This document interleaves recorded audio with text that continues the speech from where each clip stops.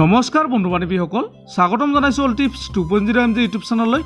বন্ধুসকল, আজিৰ ভিডিঅ'টোত মই সাইপ্ৰচিন চিৰাপৰ বিষয়ে আলোচনা কৰিম।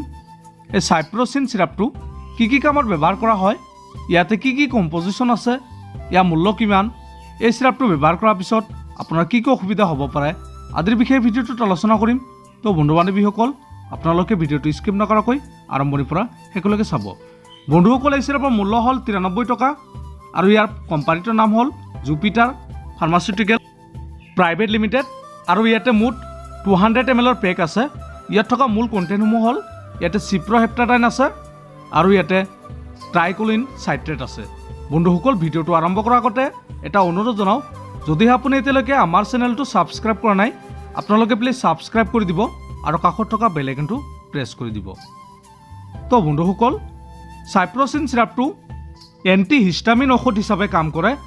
আপোনাৰ এলাৰ্জিক চিণ্ড্ৰম, চকু দি পানী পৰা, নাক বন্ধ হোৱা, চকুত খুজলি হোৱা, এলাৰ্জিক ৰিয়েকশ্যন আদি এনেকুৱা সমস্যাত এই চিৰাপটো ব্যৱহাৰ কৰা হয়। বন্ধুসকল, ইয়াত থকা ট্ৰাইকলিন চাইট্ৰেটে লিভাৰৰ সমস্যা দূৰ কৰাত সহায় কৰে। লিভাৰৰ যিকোনো ধৰণৰ সমস্যা বা লিভাৰৰ যিকোনো ধৰণৰ বেমাৰ ঠিক কৰাত সহায় কৰে।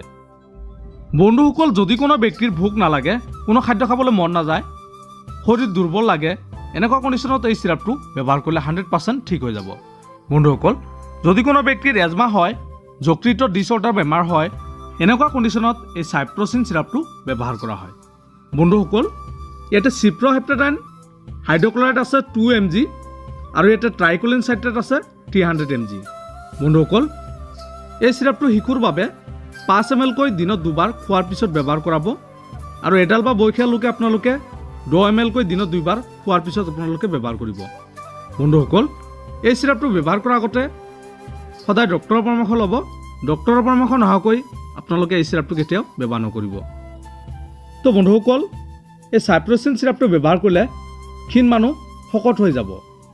বন্ধুসকল, এই চিৰাপটোৰ ৰিজাল্ট অতিকৈ বেছি। আপোনালোকে ব্যৱহাৰ কৰক। আপোনাৰ যিকোনো ধৰণৰ লিভাৰৰ সমস্যা, আপোনাৰ যিকোনো ধৰণৰ ভোক নলগা সমস্যা ঠিক কৰাত 100% কাম কৰিব।